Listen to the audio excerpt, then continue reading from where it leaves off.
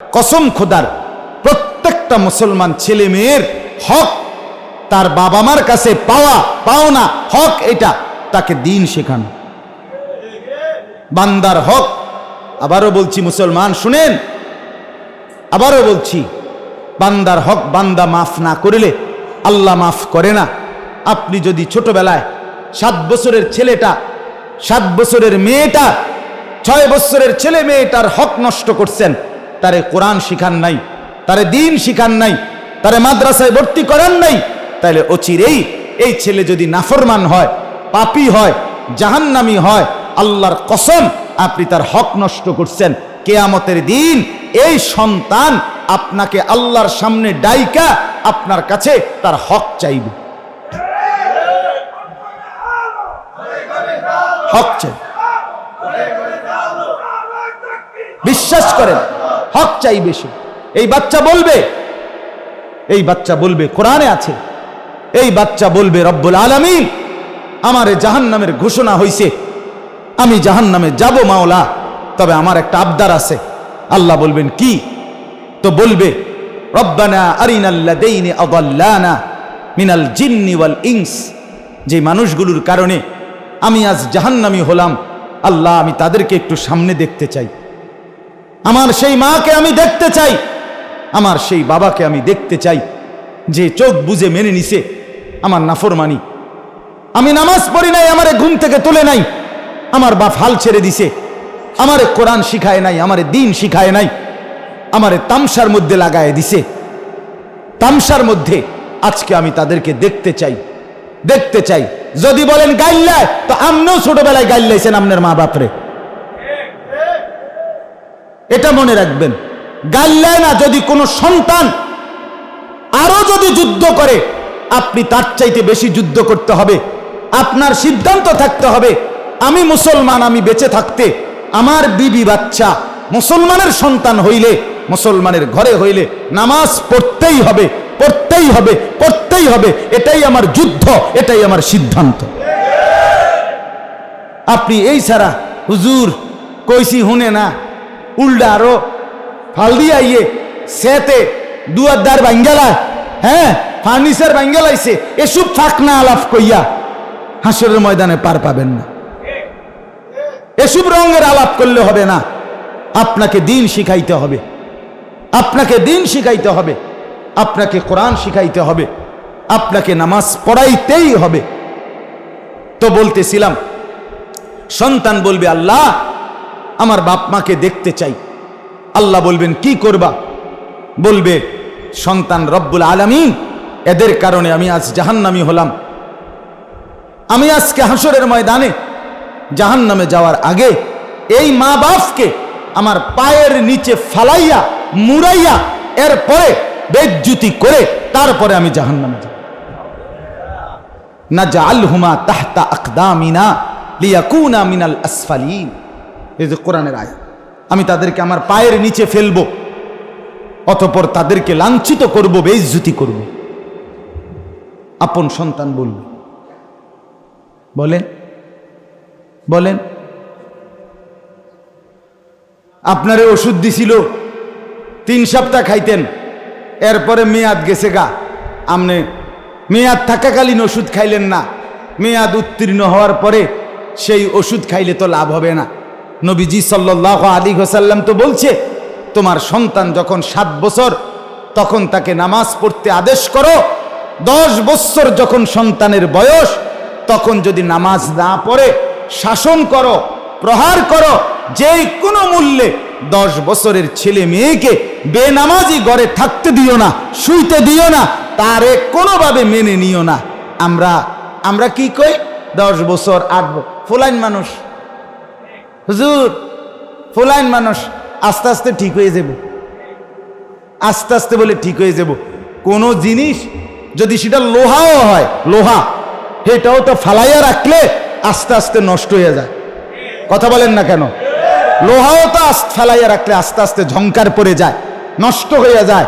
আমনে হালাইয়া তুইলে বুঝি আমনের ফোলা আস্তে আস্তে ঠিক হইয়া যাব, আস্তে আস্তে নষ্ট হইয়া ফচ্চা গন্ধ ছুটবো, এরপরে নষ্ট হয়ে যায়।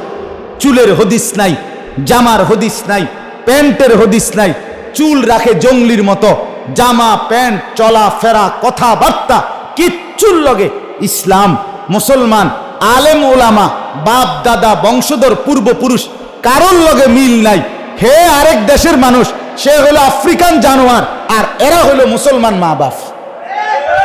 দুইটা দুই রকম হয়ে গেছে আজকে। মা বাপ একরকম, সন্তানের চেহারা সুরত চুল টুল দেখলে মনে হয় যেন এইতে ডাইরেক্ট আফ্রিকার থেকে আসছে, আফ্রিকার জঙ্গলি এটা।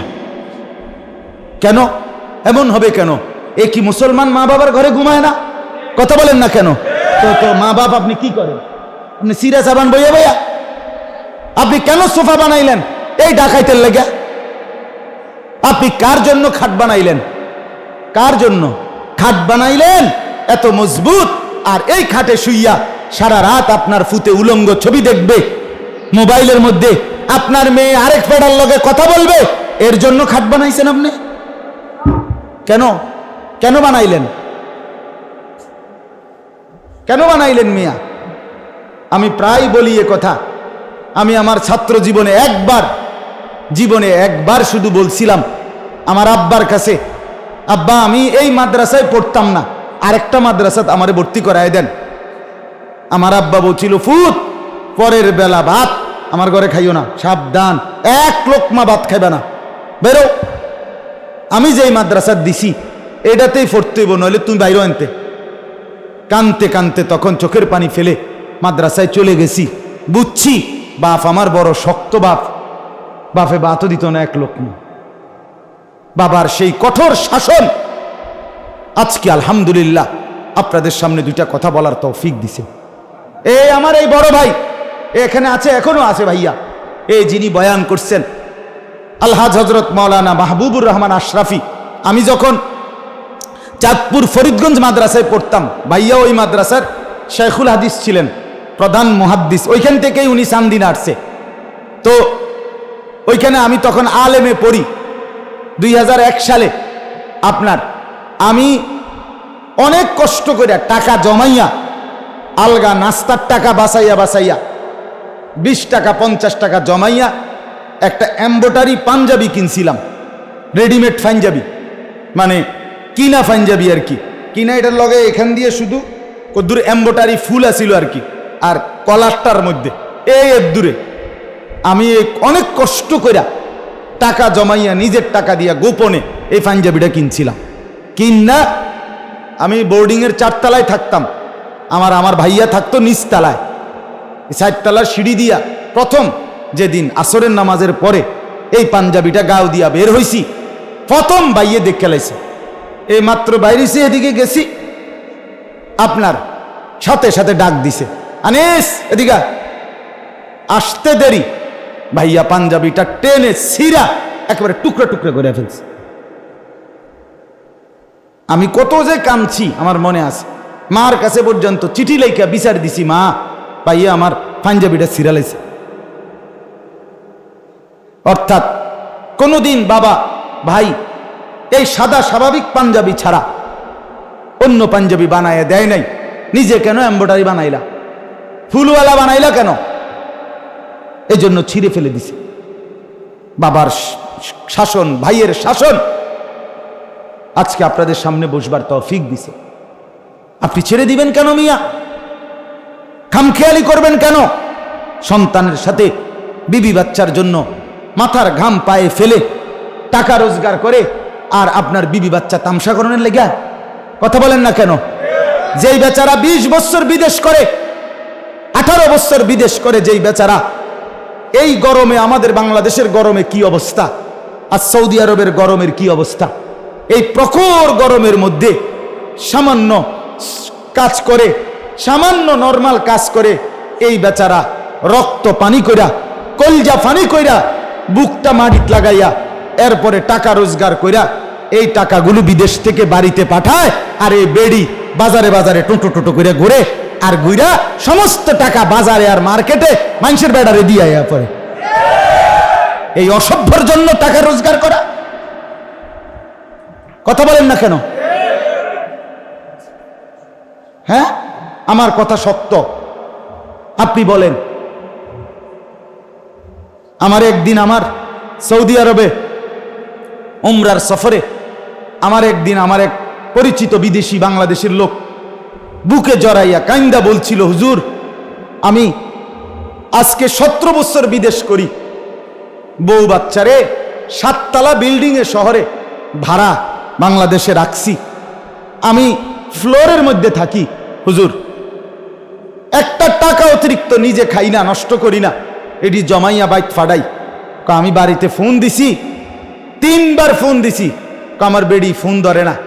বেডি বেডি কই আছে কই জানি, ফুতেরে ফোন দিছি, ফুতে 3 বার ফোন ধরছে, ধৈরা কয় আমি গেমস মানে মোবাইলে খেলতেছি, আব্বু আমি খেলতেছি, খেলা শেষ হলে তোমার লগে কথা কম। বেচারা আমার বলল, হুজুর আমি না বইলা মনের কষ্টে এরপরে টিকিট লাগাইয়া গোপনে না বলিয়া বাড়িতে আসছি। আয়সা এই ফুলাডারে উনি বলছে ও 7 তলার থেকে লাইতে নিচে নামাইছি, নাম বেডিরে সহ নামাইয়া কইছি, যা বাপ বাদ যা, গ্রামে থাক, 7 তলা বিল্ডিং এ থাকতে দিলাম।